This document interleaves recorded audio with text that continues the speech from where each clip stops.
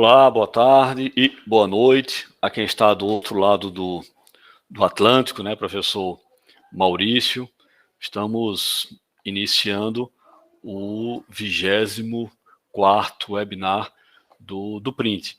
É uma reunião que acontece todas as quartas-feiras com pesquisadores da nossa universidade e que relatam a sua experiência internacional, tanto os nossos professores como os nossos alunos, financiados pelo projeto Print, aprovado pela CAPES para o UFRN, ou não, com financiamento de outros projetos, né?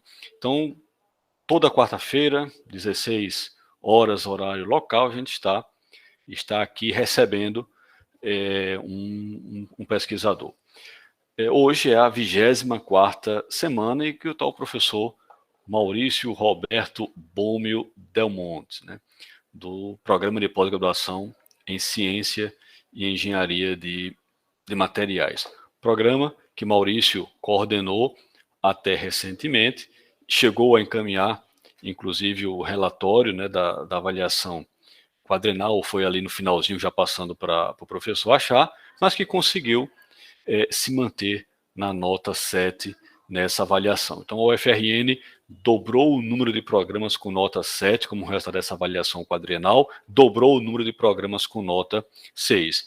E Materiais foi o primeiro programa nota 6 e o primeiro programa nota 7. O professor Maurício foi um dos coordenadores, concorreu a uma bolsa da CAPES Print para ir fazer o seu pós-doutorado na Espanha. Já está concluindo as suas atividades, né, e se prontificou a hoje passar aqui o início da noite, da nossa tarde e da noite dele conosco, mostrando os resultados que ele teve, mostrando um pouquinho também da sua experiência. Então, o Maurício vai fazer uma apresentação e depois a gente abre para conversar bem informalmente, tanto do ponto de vista técnico, científico, como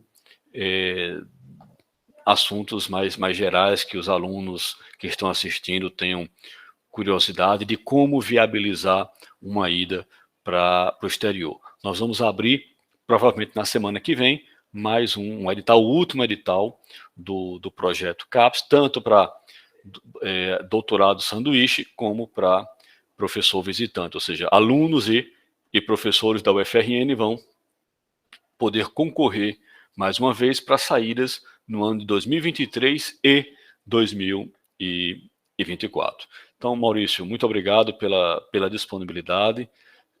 Você tem a palavra. Boa tarde a todos, né? Muito obrigado, Rubens, pelo convite de estar falando um pouco aqui do que a gente está desenvolvendo na universidade, né? Obrigado pela introdução também, né? Pela pós-graduação, que realmente a gente conseguiu manter a nota 7 do programa, que é uma conquista muito grande do programa e da universidade. Então, vou projetar aqui.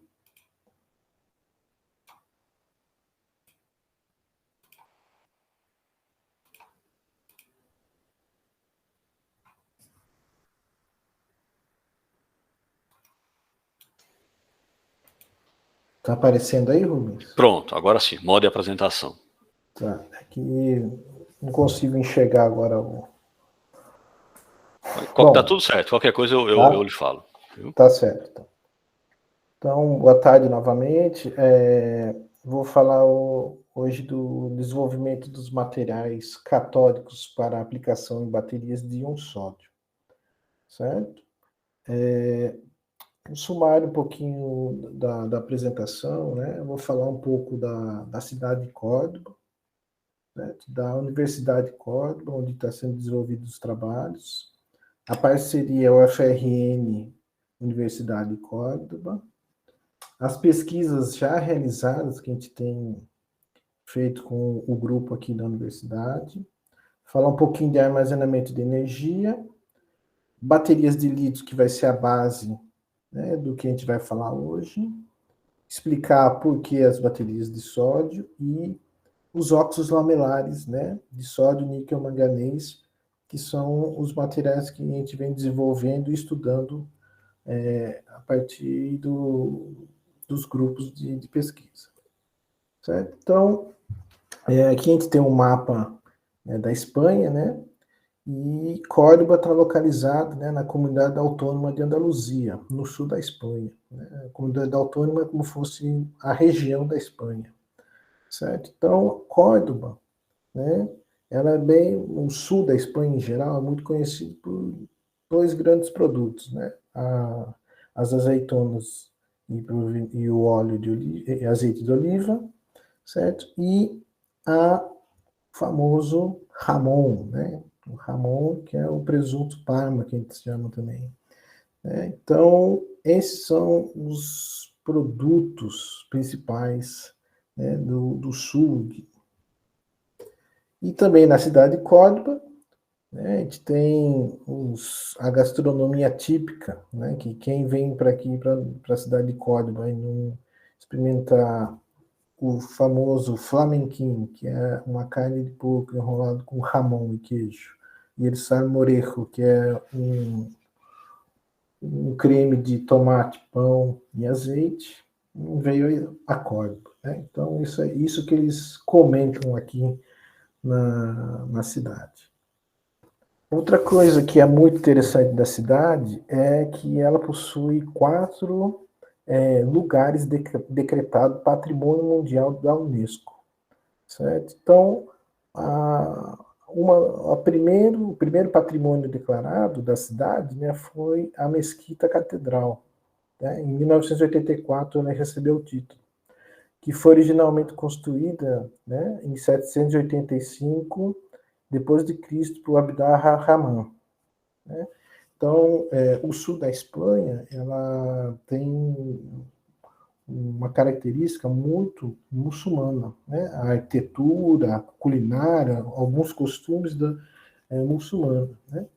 Então, a mesquita foi construída no sul da Espanha, foi considerada já uma das maiores mesquitas do mundo, né? E depois da reconquista, né, do sul da Espanha, né, a catedral, foi construída uma catedral no seu interior, em 1236. Certo? Esse é o primeiro patrimônio. O segundo patrimônio é o bairro de La Juderia, né, que é um bairro em torno à mesquita. Né? Vocês podem ver que aqui tem a torre principal da mesquita, que no século 8, 13 e 15, né, os judeus foram obrigados a se popular esse bairro, né, ficarem localizados nesse bairro. Por isso se chama Bairro de la Juderia. Né? Em 2012, né, a Festa de los Pátios, né, que é geralmente, né, as casas do bairro de la Juderia, eles apresentam esses pátios, né, que são abertos durante o mês da primavera, geralmente em maio, né, que é um concurso, né, de quem tem o pátio mais bonito, mais florido. Então, as casas da juderia, né, os moradores abrem suas casas para mostrar as plantas que cultivaram durante o ano todo. Certo? E o quarto, né, que também é muito bonito, é a Medina Sara. Né? Abd ar-Rahman III, né, um dos califas da época, ele construiu uma cidade, né, fora da cidade de Córdoba, porque ele queria fazer o seu califato, que se chama, certo? Então, foi construído entre os anos de 936 e 976, certo? Só que logo após, né, o término da construção da cidade, né, o que aconteceu? Ele veio a falecer, né? E o seu filho, né, não tomou muito conta da cidade, e a cidade, logo, em pouco tempo, foi destruída. Né? Então, a gente tem um museu muito interessante dentro da Medina Sara, é muito interessante conhecer esses lugares. Certo? Um pouquinho da universidade, né? A Universidade de Córdoba contém 10 faculdades, né? 36 cursos de graduação, 4 campos, 53 cursos, né, de mestrado e 11 programas de doutorado. Né? No total, 1.665 professores e pesquisadores e quase 20 mil alunos, né? Entre eles alunos internacionais. Certo? A universidade também apresenta 2 institutos. Né? A gente tem um Instituto de Biomedicina, certo?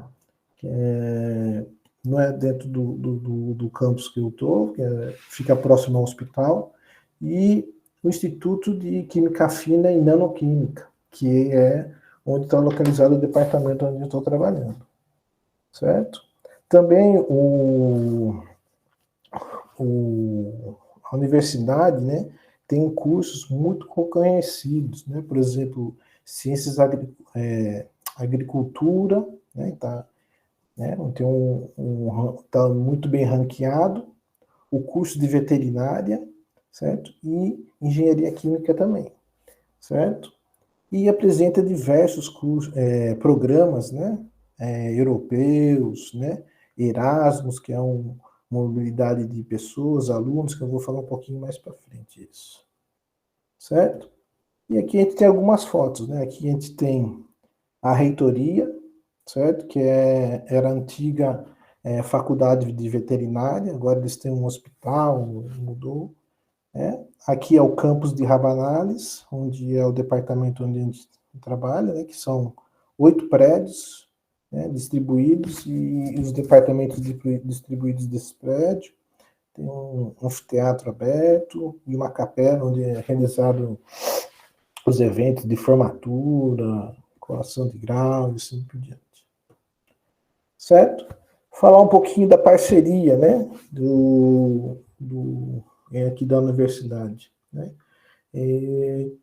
Estou trabalhando aqui no grupo de pesquisa do professor Pedro Lavella, né, que é o grupo de pesquisa química, eletroquímica e de materiais inorgânicos, do departamento de química inorgânica e engenharia de materiais. Né? Então, essa parceria começou quando eu estava fazendo meu mestrado, né, que era um Erasmus Mundo, que esse aqui é o link, né, do programa, do curso, né, do Erasmus, né, que todo aluno fora da comunidade europeia pode submeter, né, concorrer a uma bolsa, que hoje em dia a bolsa está muito melhor do que quando eu estava fazendo o mestrado. E durante o mestrado, né, eu fiz minha parte experimental aqui na Universidade de Córdoba e o elo, né, entre o professor Pedro Lavella e eu, a gente continuou, né, fazendo as pesquisas, né, que em 2007 e 2008, os resultados da pesquisa do mestrado, né, a gente conseguiu publicar 2 artigos, né, da ferrita de cobre para eletrodos das baterias de lítio, né, que foi muito interessante, que depois da descarga da bateria, né, esse cobre se transformava em nanopartículas de cobre metálico, né, e produzia uma melhora na capacidade específica da bateria, certo? Isso a gente vai ver um pouquinho para frente, todos esses conceitos. No ano de 2014, já estava na UFRN, mas a parceria com o professor Pedro ainda continuava, né? E a gente conseguiu, no ano de 2014, publicar, né, o material que a gente sintetizava no laboratório, magnetita, né, que é um óxido de ferro, né, para uso em anodo em baterias de lítio, certo? E no ano de 2019 e 2020, né, a gente começou a entrar no ramo das baterias de sódio, né? Então, esses trabalhos foram desenvolvidos nos anos 2017, 2018, né? A ideia era que em 2020 tivesse vindo para o print, né? Mas veio a pandemia e prorrogou um pouco a minha vida, mas a gente continuou trabalhando e em 2019 e 2020 a gente conseguiu publicar esses 2 artigos, né? Mais para frente eu vou explicar os resultados desses trabalhos, porque a partir desses resultados que a gente construiu, planejou, né, o projeto que eu estou desenvolvendo aqui, certo? Então, as necessidades que a gente tem no mundo atual, né, a gente, olhando os Objetivos de Desenvolvimento Sustentável, né, os objetivos da ONU, né, eu separei alguns para falar relacionado a essa apresentação. Certo? Recursos hídricos, né, a gente sabe que a água é um bem que a gente precisa para sobreviver, está cada vez mais escasso, mais difícil, né? E a gente não está sabendo cuidar desse bem tão valioso que a gente tem. Né? Isso por quê? Porque se a gente estiver pensando, né, em produção de energia, muitos, né, desses sistemas de produção de energia utilizam água. Certo? A gente vai ver mais para frente. Certo?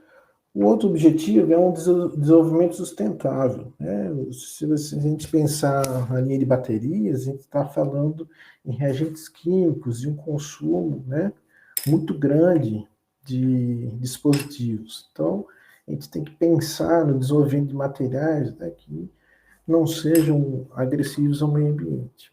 Certo? A área da saúde também, né, parece que não precisa, mas a gente necessita, né, de dispositivos que utilizem baterias. Né? Por exemplo, marca-passo, a gente tem uma bateria, os desfibriladores, a gente usa supercapacitores, certo? Então, é uma área que necessita atenção para o desenvolvimento de baterias. Né? E a energia. Né? Hoje a gente está passando por uma crise energética, né? Tanto devido a conflitos, como também por escassez da água. Então, isso as necessidades que dispositivos de armazenamento de energia são necessários para serem desenvolvidos. Certo? Então, vamos falar um pouquinho de energias renováveis. Né? As energias renováveis, a gente tem vários dispositivos, né? Isso aqui é só alguns exemplos, né? A gente tem concentração, né? Aqui em Sevilha tem o primeiro reator desse tipo aqui, né? Que são milhares de espelhos focados a um ponto central de uma torre que aquece a água a uma temperatura absurda e esse vapor de água é gerado para fazer uma termoconversão. Né? A transformação, né, a energia solar e energia eólica, conversão, e os métodos de fotossíntese semelhantes, né? Por exemplo, fotossíntese utilizando biomassa, biocombustíveis, né? E a fotoconversão, transformação de CO2 em algum tipo de combustível renovável. Certo? Então, esses são alguns tipos de energias renováveis que a gente tem.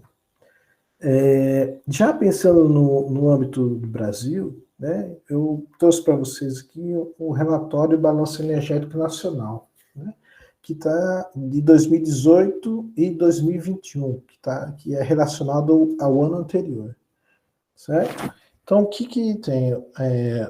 Como eu falei da água, né, a geração principal da energia do Brasil é a partir da produção hidráulica, né, das hidrelétricas. Então, quer dizer, a água para o Brasil é extremamente estratégica, certo? E a eólica e a solar, em 2017, a gente tinha 6,8% de produção de energia eólica e 0,1% solar. Já no ano de 2020, né, teve um incremento significativo, né, de energia eólica. O Rio Grande do Norte, né, é um estado, né, acho que é o maior estado produtor de energia eólica, e a solar, né, que teve um incremento gigantesco, certo? Então, com a produção de energias renováveis, né, a gente tem sempre um problema, né? O problema é o seguinte: a gente tem uma competição entre o consumo de energia elétrica versus a produção de energia elétrica, certo? O que quer dizer isso daqui? Né? Então, eu trouxe um exemplo que é bem didático e bem interessante. Né? Então, isso aqui é o mês de janeiro, né, de produção de energia elétrica, né, e consumo, no mês de janeiro de 2017. Então, o que a gente tem aqui? Essa linha marrom, né, esse gráfico marrom, significa o quê? O consumo de energia, né, durante esses dias, certo? No azul é a produção eólica e esse amarelinho aqui são a energia solar, certo? Então, o que a gente tem? A gente pode observar aqui que a energia renovável produzida não atende o consumo, né, da demanda da Alemanha nesse mês. Mas o que acontece? A gente pode observar aqui, do dia 3 a 5 a gente tem um pico, de 11 a 15 a gente tem outro pico, e de 17 a 25 a gente tem um vale, né? Então, qual que é o problema das energias renováveis, né? É o que a gente chama de intermitência, certo? Depende, né? A energia eólica depende do vento, a energia solar depende do sol, e a gente não tem uma distribuição homogênea dessa energia, certo? Então, a seguinte pergunta é: como podemos, né, superar o problema de intermitência dessa fonte de energia renovável? Né? Essa é uma pergunta. Então, a resposta é usar dispositivos de armazenamento, certo?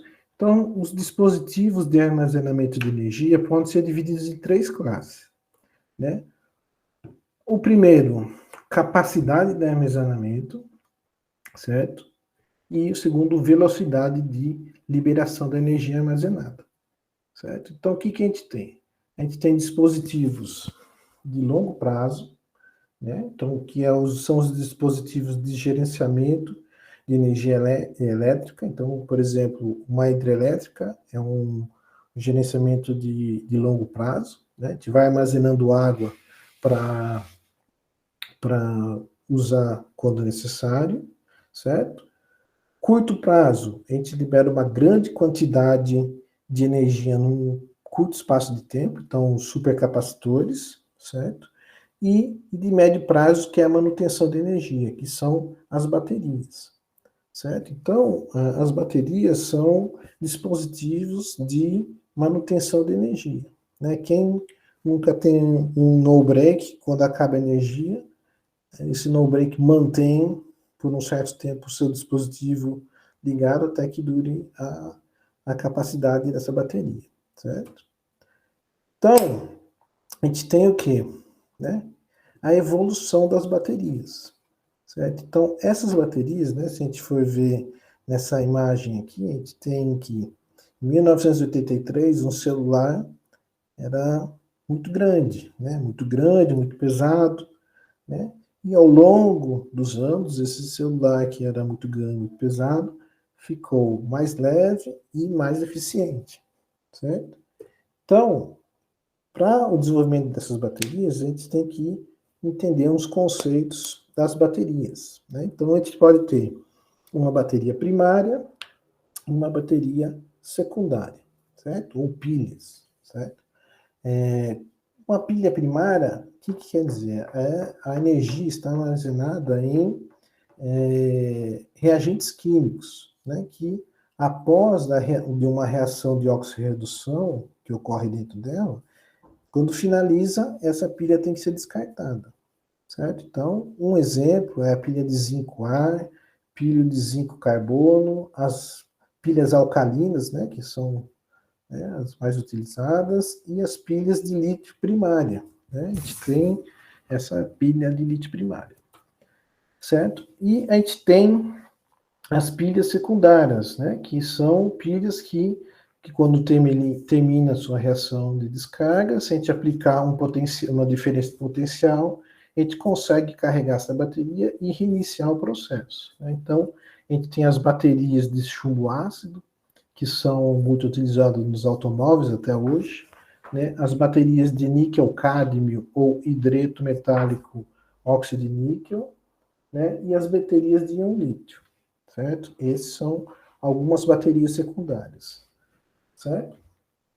Aqui a gente tem um gráfico que é interessante, né, para explicar um pouquinho como que a gente estuda as baterias, né? Então a gente tem o potencial da bateria sobre a capacidade específica, certo? Então o que que a gente tem? A gente tem aqui uma descarga e a gente tem o potencial inferior de descarga e a gente tem a carga e o potencial superior de carga, certo? Então, a gente vai falar desse potencial inferior e superior durante os estudos, certo?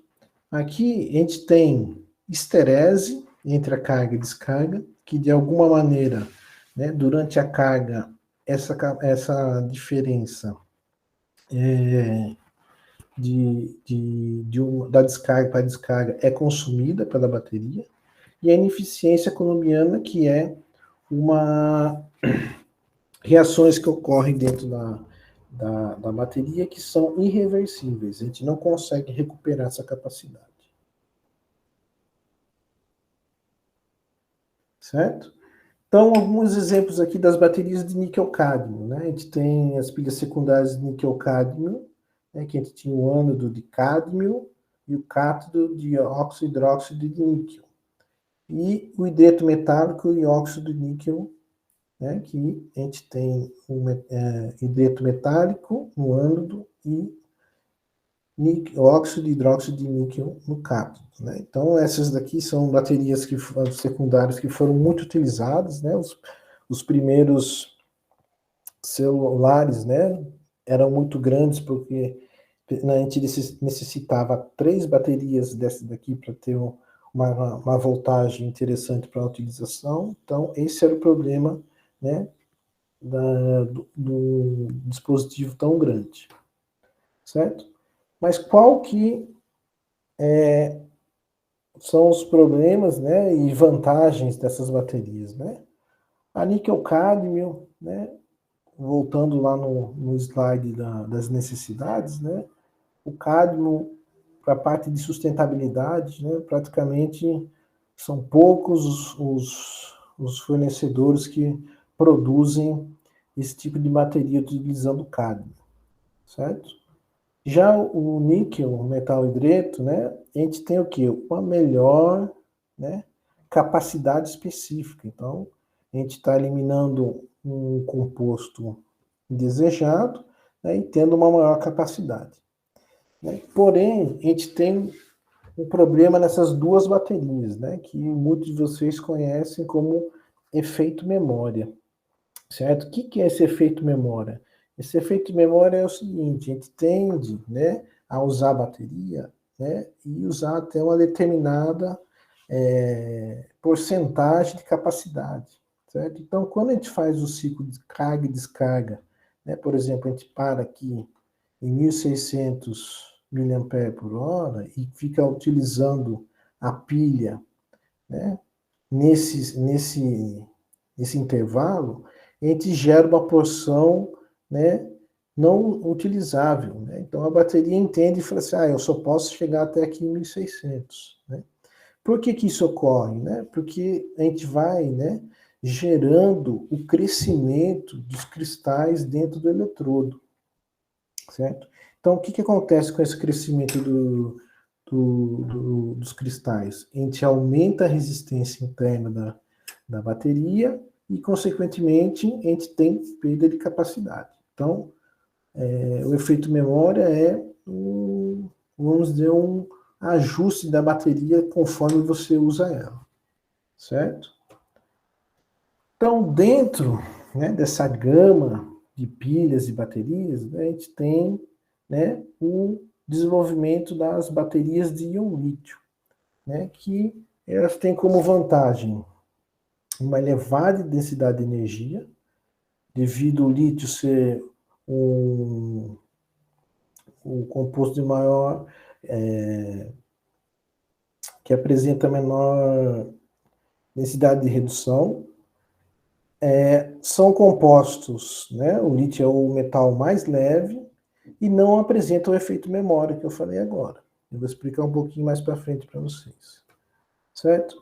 Então, como que foi iniciado o desenvolvimento das baterias de íon lítio, né?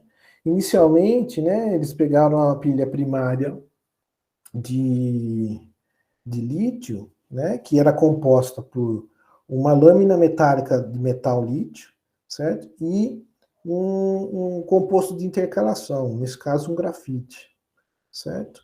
Então, o que acontecia? Durante, né, o ciclo de carga e descarga desse material, né, o que acontecia? Quando a gente fazia a deposição, né, dos íons de lítio na superfície do lítio metálico, o que acontecia? A deposição não era homogênea, certo? E o que acontecia? Era gerado o que a gente chama de dendritas, certo? Então, o que acontecia? Essas dendritas iam crescendo, ultrapassavam o separador, né, do ânodo do cátodo, encostava um no outro, gerava curto-circuito, consequentemente explosão, certo?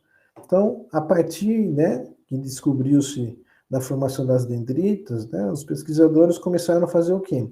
A pesquisar compostos de intercalação que continham lítio, né, que poderiam promover lítio para a reação, certo? Então, foram desenvolvidos, né, o primeiro, né, material comercial, né, o cobaltato de lítio, depois o manganato de lítio e depois o fosfato de ferro-lítio, certo? Então, esses daqui são os três componentes, os três compostos mais utilizados nas baterias comerciais de hoje em dia, certo?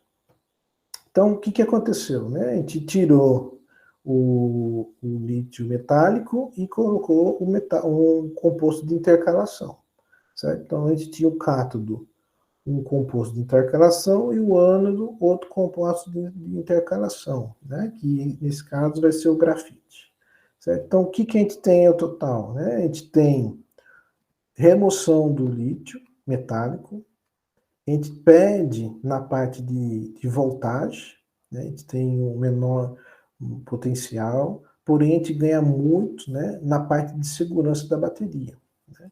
Então, basicamente, o lítio metálico foi removido desse tipo de bateria por motivos de segurança, certo? Então, basicamente, como funciona a bateria de lítio, né? Então, a gente tem um cátodo, né, com material que fornece lítio e um ânodo que recebe o lítio. Então, quando a gente faz a carga, né, da bateria, a gente está removendo o lítio do cátodo e insertando dentro do grafite, certo? E quando a gente usa a bateria, certo? A gente tem o quê? A retirada do íons lítio do ânodo para o cátodo, certo? Então, vantagem dessas baterias, né? A gente tem uma vida muito longa, né? Muita não, longa, né? Alta densidade energética, por causa do lítio, muito leve, ambientalmente amigável, certo? E menos sensitiva a baixa temperatura, né? Porque a gente usa compostos orgânicos nessas baterias, diferentes das baterias secundárias, né? Que são geralmente soluções aquosas, né? Que a baixa temperatura acabam congelando, certo?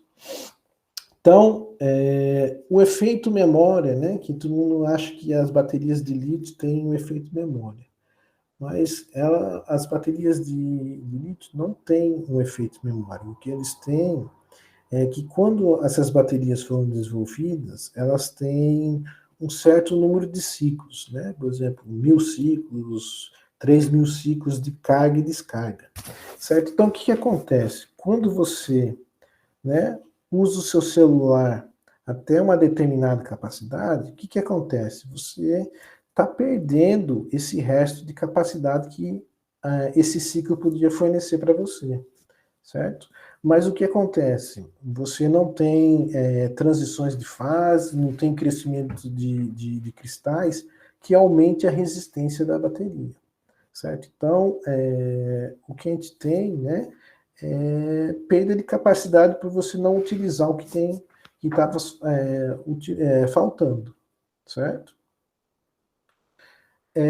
Devido, né, a esse grande aumento do consumo de eletrônicos, né, e a eletrificação dos automóveis, né, é esperado que a demanda, né, até 2025, a demanda mundial seja de 484 mil toneladas de lítio, né, para a produção dessas baterias para esses dispositivos de automóveis. Então, só que a gente vê, né, o lítio, ele não está igualmente distribuído, né, as reservas de lítio não estão igualmente distribuídas no mundo, né, a gente tem a grande maioria das reservas no Chile, né, e a maioria dessas reservas estão no deserto, né, na China, Argentina, e no Brasil a gente tem um pouquinho, né, inclusive no Rio Grande do Norte a gente tem garimpo e ocorrência de lítio, certo? E, além disso daí, né, o lítio é utilizado muito em outros ramos, né, graxas, lubrificantes, remédios, cerâmicas resistentes ao calor, entre outras aplicações que o lítio tem, né? Então, tendo essa informação em mente, né, os pesquisadores começaram a observar outros elementos, né, para produção de novas baterias, né? Então, o sódio, perdão, tá, né, faz parte da família dos alcalinos, né, e apresenta muita semelhança com o lítio, porém, a produção das baterias não foi tão simples, né. A princípio, a ideia foi transladar, né, a tecnologia de lítio, os materiais utilizados no lítio, né, nas baterias de um lítio, para o sódio. Mas o problema é que o sódio, né, possui um raio iônico ligeiramente maior do que o lítio. Então, muitas desses materiais não funcionaram com o sódio, certo? As baterias de sódio têm seus prós e seus contras, né? A gente tem uma sustentabilidade melhor do material, uma maior abundância, né? Sódio a gente tem muito, né? Um custo mais baixo, mas a gente tem contras, né? A gente tem um menor potencial da bateria e menor capacidade de armazenamento, certo? Então, é isso que a gente vem buscando tentar melhorar, um pouco maiores potenciais, maiores capacidades de armazenamento, né? Entre os principais, né, materiais para aplicação em cator de bateria, nós temos esses três principais, né? Os óxidos lamelares, né, que são óxidos geralmente de metais de transição, certo? Que apresentam baixo custo, são abundantes e boa propriedade eletroquímica, certo? A gente tem os poliânios, que são estruturas robustas, né, que depende da interconexão dos poliedros, né? E essa robustez, né, é interessante porque favorece, né, a introdução e a retirada de sódio sem ter o que a gente chama de degradação estrutural do material, certo?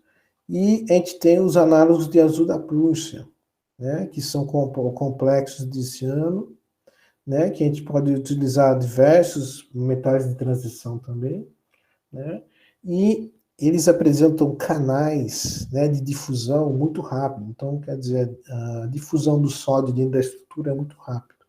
Mas eles apresentam alguns problemas durante a síntese e decomposição, certo? Entre esses três, né, a gente decidiu trabalhar, né, com os óxidos lamelares, né, por apresentar uma grande estabilidade termodinâmica e cinética, certo? São acessíveis na superfície, né? Então, quer dizer, a gente tem uma superfície onde o sódio possa ser intercalado e uma alta mobilidade das espécies inseridas, né? E alguma semelhança, né, com o cobaltato de lítio, que também é uma estrutura lamelar, onde tem a inserção do lítio entre suas lamelas, certo? Então, a gente tem essas estruturas, que é importante frisar uma classificação que foi realizada pelo grupo do professor Delmans, né? Esse professor vinha estudando esses manganatos de sódio, né? E eles descobriram que dependendo da estrutura formada, né, a gente pode localizar os íons sódios, né, os sódios da estrutura, dentro dos sítios octaédrios ou dos sítios prismáticos, certo? E eles realizaram essa classificação da seguinte forma, né? O3, que significa o quê?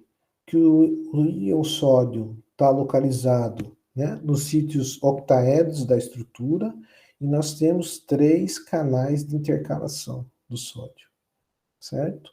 Já o P3 quer dizer o quê? Que o sódio está no sítio ativo, no sítio prismático, né, e a gente tem 3, né, canais de intercalação. E P2 semelhante. Está no sítio prismático e tem 2 canais de intercalação.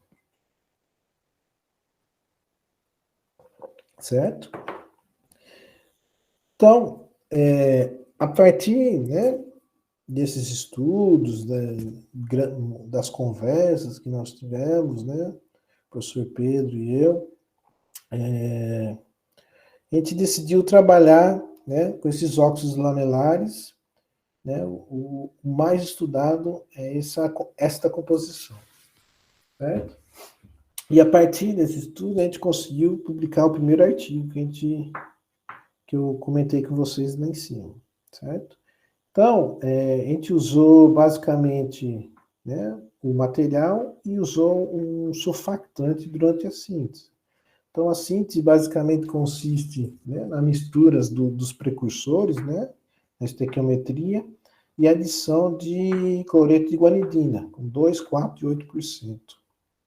A gente realiza a síntese sonoquímica e realiza o tratamento térmico de 900 graus por 6 horas,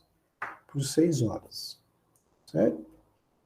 Então, o que é a difração de raio-x diz? Né? Que a gente tem a estrutura do tipo P2, né?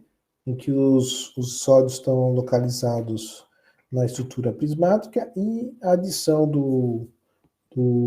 da guanidina não influenciou, né, na estrutura, né, na formação de outras estruturas indesejáveis do material. A gente tem aqui a microscopia, que a gente vê que com o aumento, né, da quantidade de guanidina, a gente vai tendo uma melhoria na morfologia do material, né, uma definição da estrutura lamelar, certo? Que nem sempre isso, a gente vai ver, nem sempre isso daí é bom para a resposta eletroquímica, certo? Então, vamos começar a explicar um pouco da parte eletroquímica desenvolvida nesse trabalho, certo? Então, o que a gente fez? A gente fez uma curva de carga e descarga galvanostática, né? Então, vocês lembram que eu falei lá em cima que a gente tem os limites inferiores de 2 volts e de descarga e 4,3 volts de carga, certo? A gente viu, né, que esses compostos com 2% e 4%, né, de guanidina, a gente tem capacidades muito próximas do valor teórico do material, né?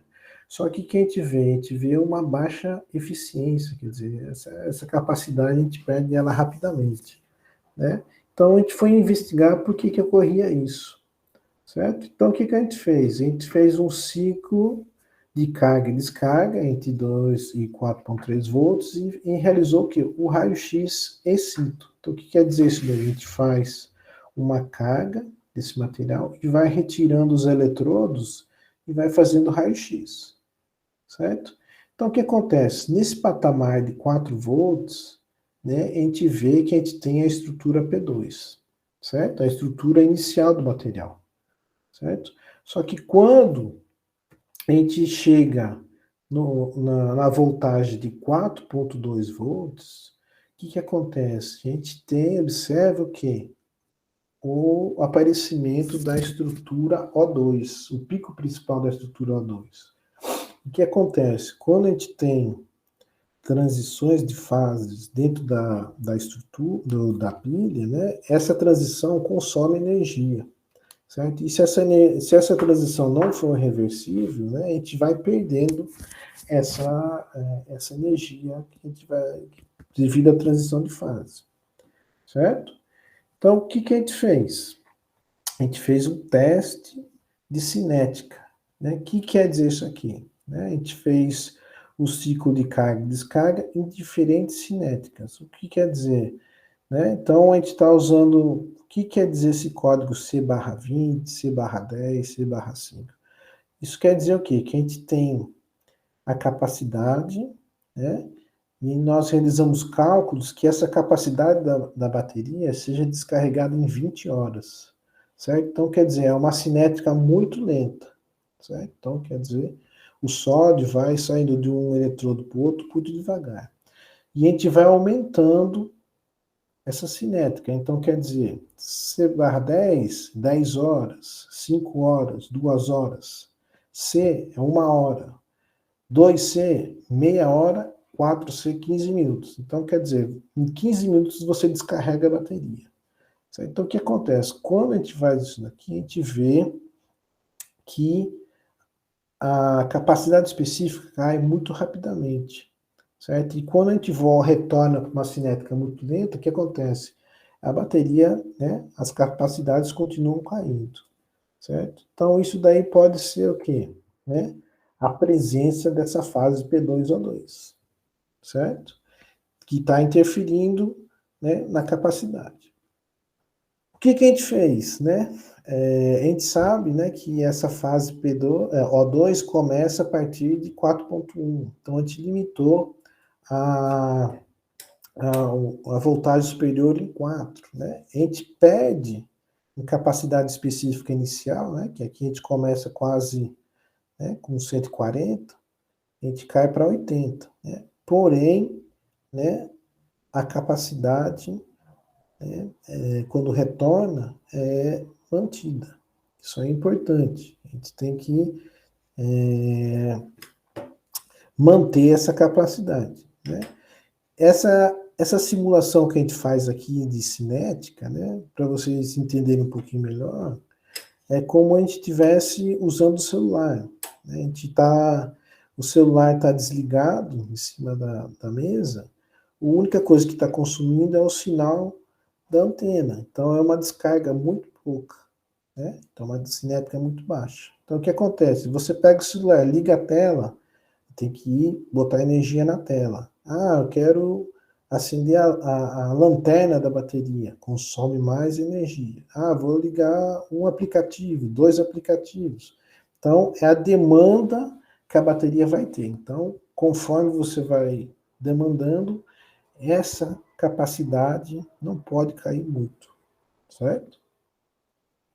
E aqui a gente realizou, né, um ciclo com uma cinética constante, né, e a gente viu que esse material, né, o melhor material que a gente teve nesse trabalho, manteve uma capacidade específica de 68% miliampere-hora por grama, com uma eficiência de 97%, certo? Já o segundo trabalho que a gente teve, né, a gente fez o mesmo material, só que a gente, durante a síntese, a gente usou co-surfactantes, né, metilamina e otilamina, né, para ver se a gente conseguia produzir modificações na superfície, né, morfologia e superfície do material, que promovesse um aumento de armazenamento de energia. Né? Então, a síntese também é muito simples, a gente coloca os precursores, coloca em meio de moagem ácido oleico e adiciona os surfactantes, e 900 graus por 10 horas, certo? Então, a difração de raio-x novamente, né, mostra que a gente obteve a estrutura P2, a estrutura mais interessante, né, desses óxidos lamelares, e a transmissão, né, a microscopia de transmissão, mostra que o material sem nenhum surfactante, a gente não tem uma organização morfológica desse material, né, com metilamina, que a gente tem uma cadeia menor, né, a gente tem uma cadeia carbônica menor, a gente tem uma organização melhor da estrutura, certo? E com o octilamina, né, que a gente tem uma cadeia carbônica muito grande, né, a gente tem, né, uma estrutura arredondada, né, que talvez possa interferir, né, para melhor ou para pior na resposta eletroquímica do material, certo? O que a gente faz? A gente faz os testes de ciclos, né, os mesmos testes de cinética, para a gente ver se a gente consegue, né, observar melhoras, né, mas a gente vê que na cinética C/5 a gente já tem uma perda de capacidade considerável, e na recuperação, né, numa cinética mais lenta, a capacidade tende a cair. E novamente, né, a gente fazendo estudo, a gente observa essa transição, né, no raio-x, a transição, né, da estrutura P2 para a estrutura O2. Né? Então, novamente, vamos precisar limitar, né, a voltagem superior da bateria. Certo? Então, o que a gente tem aqui? A gente tem, né, a limitação, novamente, né? A gente tem quase 150 miliampere-hora por grama. Com essa limitação até 4.1, a gente perde, né, capacidade da bateria. Certo? Então, o que a gente traz? Novamente, uma cinética, né? O material, né, com metilamina responde melhor a altas cinéticas e mantém, né, uma capacidade praticamente quase constante até quase 140 ciclos, certo? Então, o que acontece? Né, observando a morfologia que a gente obteve desse material, né, possivelmente, né, a metilamina proporcionou uma melhor organização estrutural e morfológica do material, que facilitou a difusão dos íons sódio dentro da estrutura, certo? Então, como que a gente avalia isso daí, né? Como falar é bonito, mas como que a gente avalia realmente se isso daí promoveu uma melhor difusão no material, né? Aqui a gente usou a espectroscopia de impedância, certo? Para fazer um estudo de difusão, certo? Então, aqui a gente tem um modelo, né, de 2 semiciclos e uma reta de difusão dos íons sódio, certo? Então, como que funciona? Né? Quando a gente tem o íon sódio, né, no eletrólito, quando a gente liga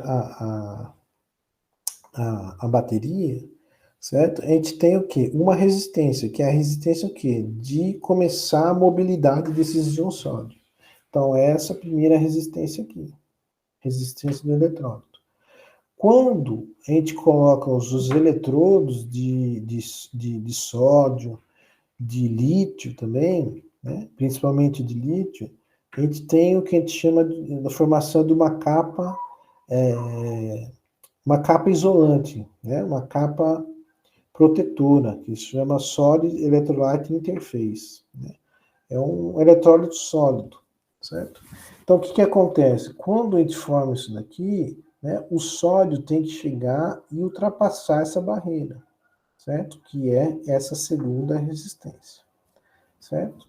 E quando ele consegue ultrapassar essa resistência, a gente tem uma terceira resistência, que é o quê?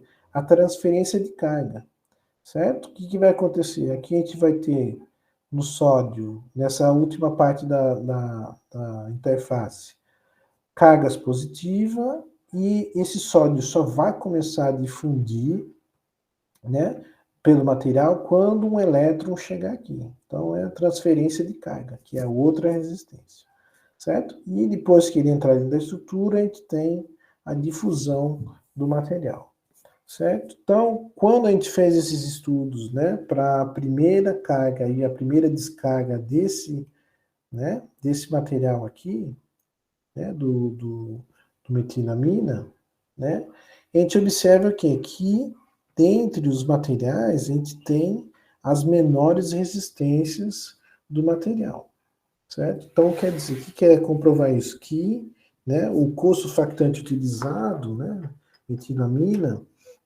favoreceu a, a difusão do sódio dentro do material, certo? Então, dentro desse trabalho, né, desses dois trabalhos, o problema que a gente observou, né?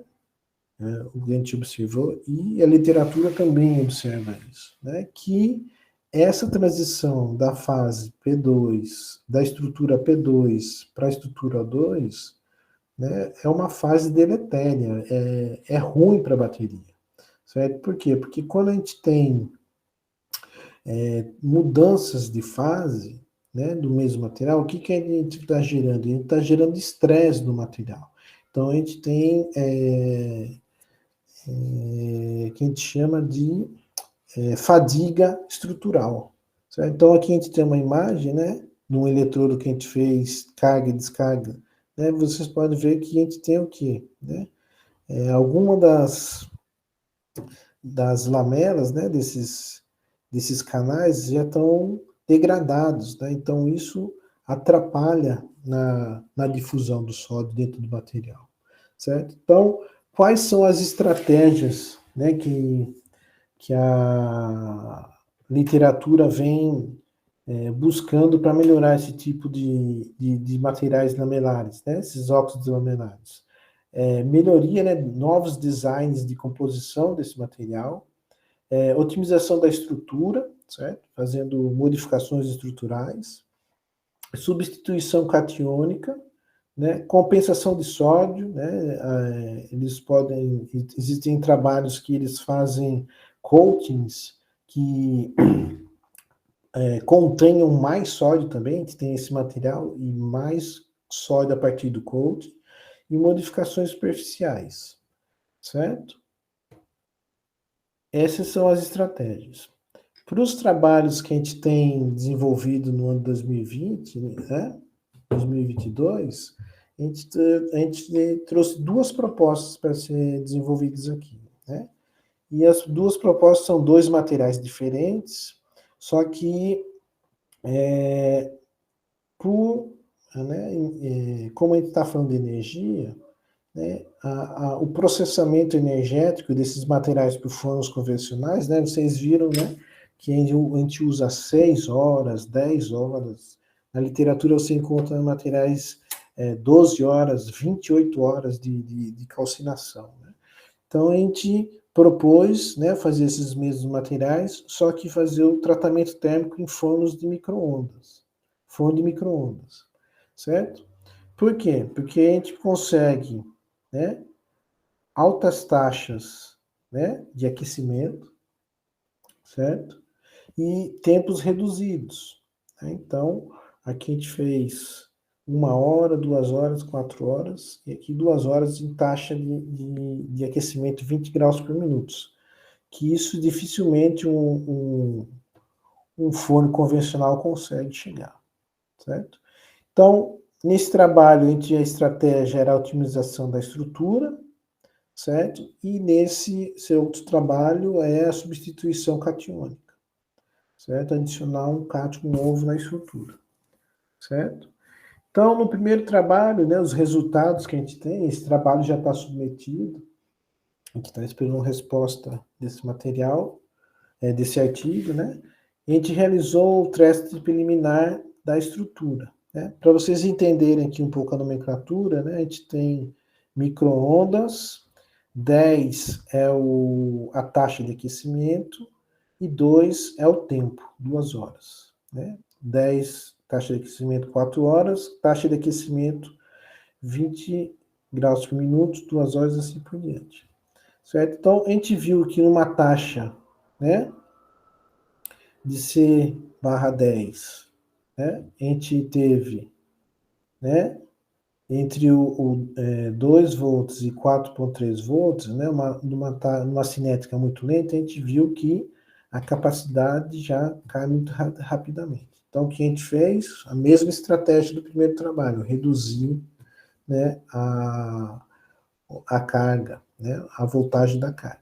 Então, a gente observa que os materiais conseguem, né, retomar sua capacidade, né, e em comparação com o material, né, uma vantagem do forno micro-ondas, né, é o seguinte, né, a gente tem uma cinética, né, no ciclo aqui, uma cinética muito maior do que essa, do segundo trabalho que a gente fez, né, com o metil, certo? E a gente tem, né, uma diferença considerável, né, no processamento desses materiais. Né? Então, quer dizer, o forno convencional a gente usou aqui 10 horas de tratamento. E o forno micro-ondas, o melhor resultado que a gente teve foi 2 horas por 20 graus por minuto de taxa de aquecimento. E a gente obteve, né, uma capacidade específica maior do que esse material, né, durante esse ciclo, né, da C/10, certo? O que a gente pode explicar, né? A gente fez impedância desses materiais, né, após 100 ciclos, né? Então, o que a gente observa, né? Que o material obtido, né, por 900 graus, 20 horas e 20 graus por minuto, 2 horas, né, a gente tem, né, uma resistência, né, umas resistências menores do que o material obtido, né, a 900 graus por 10 horas, que é essa curva grande aqui, certo? Então, esse foi o primeiro trabalho que tem publicado. Tem muita parte eletroquímica, né, envolvida, a gente tem ciclovoltametria, a gente tem impedância, né, durante esses ciclos, né, a gente faz a descarga, a gente faz a cinética até C/20, faz a impedância, vai acompanhando essa mobilidade dos íons dentro da estrutura, né, mas se fosse colocar tudo aqui, ia ficar muito grande a apresentação, certo? Então, o segundo trabalho, né, é a inserção de um cátion novo dentro da estrutura, certo? Então, a gente escolheu o magnésio, né, porque o magnésio também é um dos materiais que estão sendo investigados, né, para a produção de baterias de íon magnésio também. Então, a gente tem sódio já está muito bem avançado, o magnésio, né, está começando a engatinhar, né? Então, o que acontece? A gente fez novamente um estudo de cinética, só que entre 2 e 4,5 volts, certo? O que a gente vê aqui? Né? Para vocês entenderem, a gente tem um material sintetizado de magnésio com tratamento térmico de 1 hora de micro-ondas, 2 horas de micro-ondas e 4 horas de micro-ondas. Certo? O que a gente observa? Que quando a gente tem uma cinética muito alta, a demanda energética muito alta, o que acontece? O material de 1 hora tem uma queda brusca, né, da capacidade, de 2 horas, mais ou menos, e de 4 horas a gente tem uma queda razoável, certo?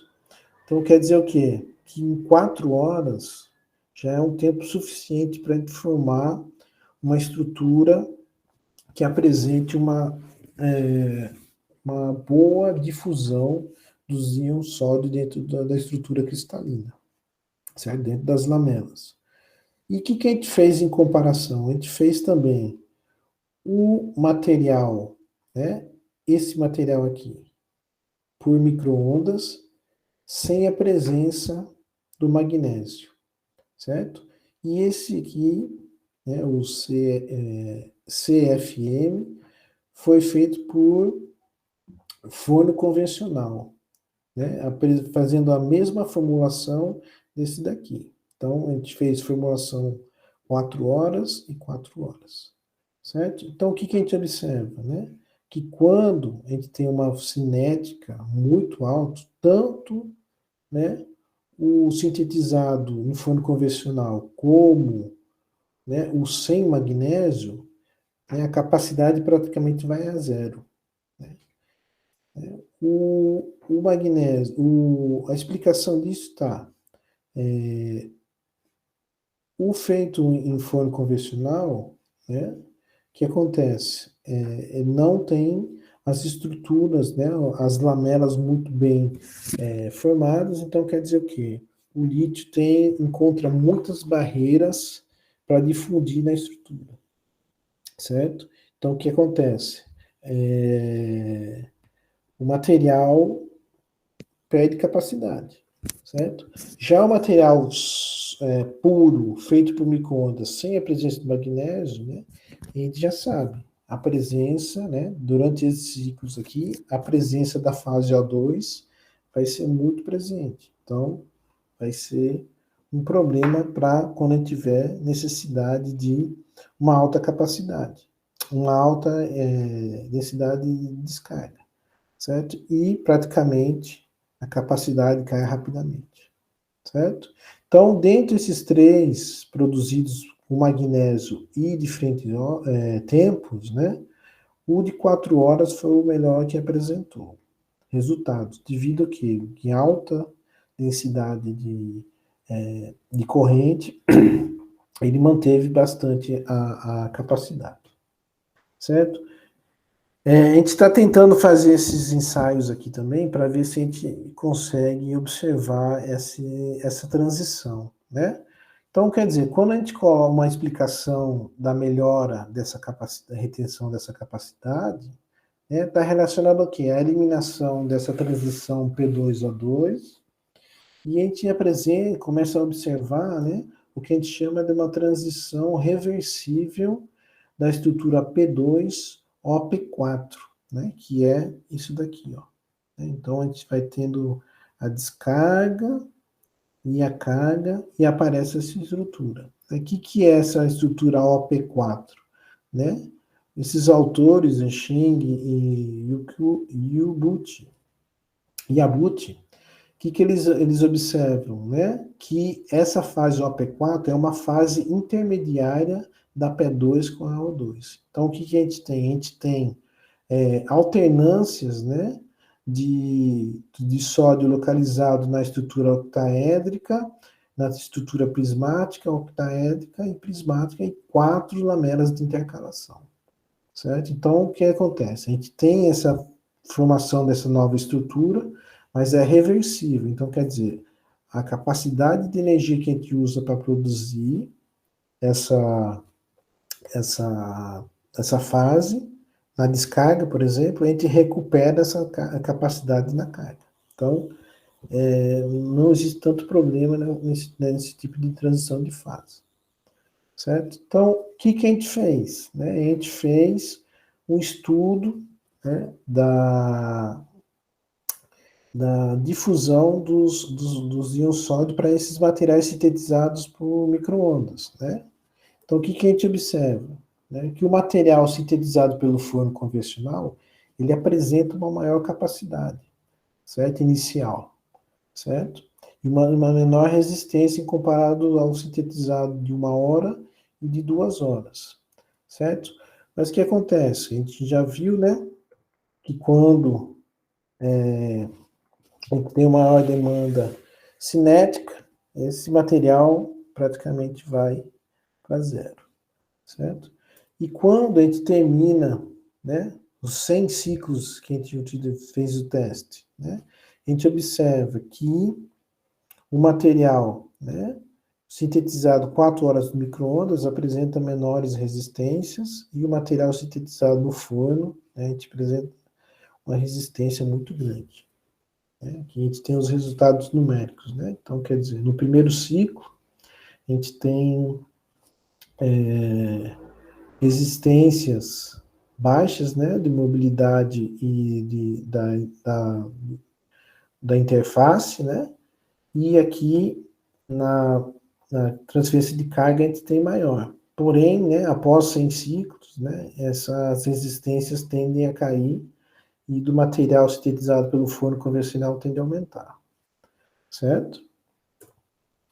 Um teste que a gente está fazendo também, né, que a gente está em 100 ciclos ainda, mas esses ciclos estão continuando, né, a bateria ainda está em funcionamento, a gente está fazendo testes em temperatura desses materiais. Né? Então, a gente já tem uns resultados muito interessantes, né? Que a gente está fazendo os testes da bateria a frio, né? A menos 15 graus Celsius e a 45 graus Celsius. Né? Então, quer dizer, o material sintetizado, né? O melhor material que a gente teve por micro-ondas por 4 horas e o material sintetizado no forno convencional 4 horas, né? A gente vê que o sintetizado no micro-ondas apresenta, em 45 graus, um mantenimento da capacidade, né? Quanto o obtido no forno convencional, a gente vai perdendo essa capacidade, né? Tem uma capacidade muito menor em relação ao obtido no forno micro-ondas. E o mais interessante, né, que a gente está vendo é a baixas temperaturas, né? Aqui a gente tem o obtido, né, por forno micro-ondas, né? A gente tem um aumento em uma estabilização da capacidade, né? E com o material obtido por forno convencional, a gente tem o quê? Né? Um decaimento, né? E uma capacidade muito baixa, certo? Então, são os resultados ainda estão... Né? A gente falta esses resultados e a difração de raio-x para finalizar esse artigo, certo? E como conclusões, né, dos trabalhos que a gente está desenvolvendo aqui na Universidade de Córdoba, né, a gente está vendo que o tratamento térmico de micro-ondas é efetivo e competitivo, certo? E mostrou-se aqui uma redução significativa na obtenção do material, né? Nos materiais sem magnésio, né, na estrutura P2 desse material, né, mesmo com a presença, né, da transição P2-J2 e redução, né, do potencial para 4, né, o material apresenta uma boa ciclabilidade a uma cinética baixa, certo? E os materiais obtidos com magnésio, né, tratados a 900 graus por 4 horas, apresentou uma boa ciclabilidade e baixa resistência. Né? Então, quer dizer, um material que a gente demora 10, 12 horas para produzir, né, e em 4 horas a gente consegue capacidades semelhantes do que a gente consegue quando é produzido com mais tempo de tratamento térmico, né? Então, isso daí pensando em produção industrial, né, o consumo de energia de uma indústria de reduzindo de 12 para 4 horas é muito grande, certo? E os resultados de temperatura, né? Os resultados são interessantes, a gente está tentando desenvolver novos materiais e testar nesse tipo de experimento que a gente vê que na literatura tem muito pouco desses trabalhos, né, utilizando temperatura nas baterias. Então, eu gostaria de agradecer ao FRN, né, a CAPES, o projeto CAPES Print FRN, né, por ter concedido a bolsa, o Departamento de Engenharia de Materiais, né, por os colegas que estão aí trabalhando com minhas disciplinas, né? O programa de pós-graduação também, que é muito importante, né? O programa, o projeto Print só podia entrar alguns tipos de programa, e nosso programa está muito bem conceituado. A Pró-Reitoria de pós-graduação, né? A Universidade de Córdoba, em especial o professor Pedro Lavella e o José Luiz Tirado, que também é outro professor do grupo, que desde 2006 a gente tem uma parceria muito interessante e boa. A Junta de Andaluzia, que promove projetos para eles e financia grande parte dos reagentes, dos materiais utilizados no laboratório. E o SCI, que é o Serviço de Centro de Apoio de Investigação, de Pesquisa, né, que é onde estão os equipamentos de grande porte, transmissão, XPS, cromatografia, entre outros produtos, outros equipamentos grandes, né. Também gostaria de agradecer os alunos do nosso grupo e a professora Fabiana, que está aí, né, gestionando o nosso grupo, né, e os alunos aqui, né, do departamento que trabalham comigo, né, o pessoal jovem, o mais velho sou eu, e muito obrigado. Obrigado, Maurício. Parabéns aí pela apresentação. Vamos abrir, né, para quem quiser fazer algum questionamento, quiser colocar algum ponto adicional. Eu vi que a professora Fabiana está presente também, que saiu recentemente para o Canadá, não foi com a bolsa do Print, foi com a bolsa do CNPq, mas está convidada também para a quarta-feira, que desejar, que tiver disponibilidade, fazer também uma apresentação. Então, está aberto, né, para quem quiser falar. Débora, eu sei que tem algumas questões.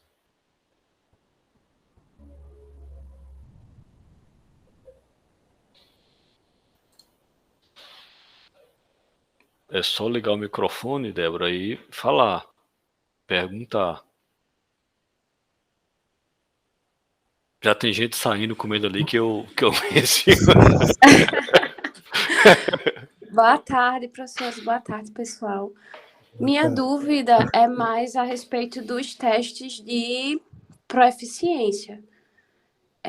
Os testes que são aceitos, onde podemos fazer.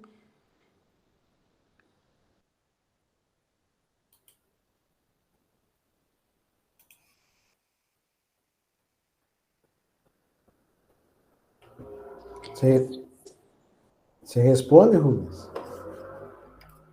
Não, é para você, Maurício. Numa proficiência do que, Débora? Proficiência, eu entendi falando eficiência das pilhas. Proficiência. Tá? Porque cortou um pouquinho. Os testes de proficiência, basicamente, para o inglês é o TOEFL. O ITP e o ITB, acho que são 71 no ITP e 529. O ITB, a universidade vai ofertar, né, vai aplicar o teste. O edital já está aberto, já está publicado na página da Comperv. Terão preferência, né, os alunos de doutorado vinculados a programas de pós-graduação que estão aderentes ao Print, depois os alunos de doutorado e, na terceira, né, preferência os alunos dos cursos de mestrado. Mas o edital já está na página da Comperv. Para ir para a Espanha, você pode ir com o TOEFL ou pode ir com o teste de espanhol. Né? Exato. Daniel, alguém perguntou. Alan, pode falar, Alan. Olá, professor Bom, me escutam bem? Sim. Tudo bem, professor? Meu nome é Alan, sou aluno aqui do programa de materiais. Eu tenho uma dúvida sobre Flexible Textile Batteries. Como é que estão os avanços do uso do nióbio para esses supercapacitores ou baterias? Se há algum estudo, o pessoal fala aí na comunidade internacional, ou ainda está engatinhando? Não, o nióbio, né, recentemente ele está tendo muita atenção, não só na área de baterias, né, mas em outros linhas de pesquisa, né? Mas basicamente, né, o nióbio está sendo aplicado nessa parte aqui, ó. Ele está sendo utilizado, né? Esses dias eu encontrei um artigo que eles estão utilizando o nióbio para substituição catiônica. Então, a mesma coisa que eu fiz para a parte do magnésio, né? Eles estão adicionando o nióbio. Né? Então, assim, existe o niobato de sódio, né? Que até o momento eu não vi nenhum trabalho, né? Mas são coisas que tem que se testar, né? Mas a parte de baterias, basicamente os eletrodos, né, para as baterias de sódio, são essas três estruturas mais estudadas, né? Aí, sim, eles podem adicionar pequenas quantidades de nióbio para ver a influência na estrutura cristalina. Ok, professor, obrigado.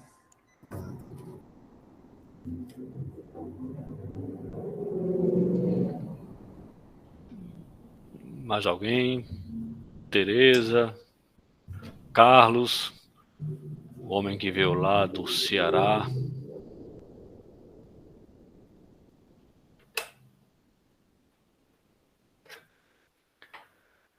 Muito bem. Não existindo, então, mais questionamentos, agradeço mais uma vez ao professor Maurício e convido a todos para depois assistir no YouTube do canal da PPG, a apresentação de Maurício, e as outras 23 que já estão por lá. Com certeza, alguns dos temas podem interessar a vocês. E na semana que vem, provavelmente, vamos ter um outro webinário, e é divulgado na página da PPG, é divulgado na página da universidade com outro tema. Maurício, muito obrigado, boa noite. Obrigado pela oportunidade de expor aqui o trabalho que a gente está fazendo.